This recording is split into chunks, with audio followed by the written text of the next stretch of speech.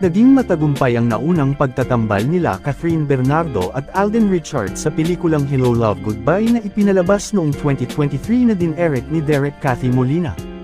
Ayon sa direktor, may pinaplano na ang kanilang team para sa second sequel ng nasabing pelikula na kumita ng halos mahigit 800 milyon pesos at ito ang pinaka #1 Pinoy movies in all time.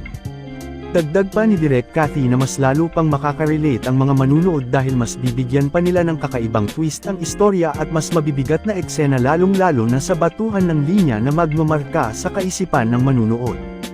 Bukod pa dito, bibigyan nila ng pagkakataon magbigay ng sarili nilang dialogue o hugot sa gagawin nilang script sina Alden Richard lalong-lalo na si Catherine Bernardo para mas damang-dama nila ang eksena. Marami ang nag-aabang sa second sequel ng pelikula lalong-lalo na sa nangyayari ngayon sa relasyon nila Daniel Padilla at Catherine Bernardo na tuluyan ng nagwakas.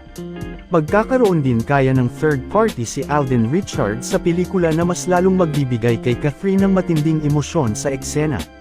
Kapag matuloy na ang eksenang ito, makakasiguro ang mga tagahanga nila nas ulit ang kanilang ibabayad sa pelikula.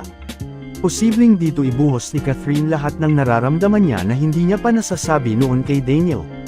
Marami din ang nagsasabi na bagay sina Catherine at Alden maging real-life couple dahil na din sa maganda ang kanilang personal character, may takot sa Diyos may plano sa buhay at galing sa respetadong pamilya.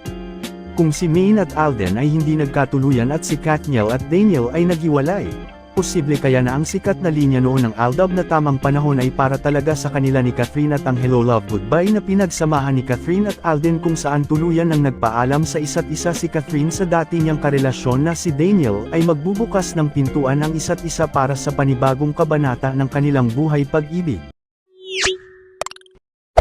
Hey there. Subscribe to my channel. And also press this bell icon.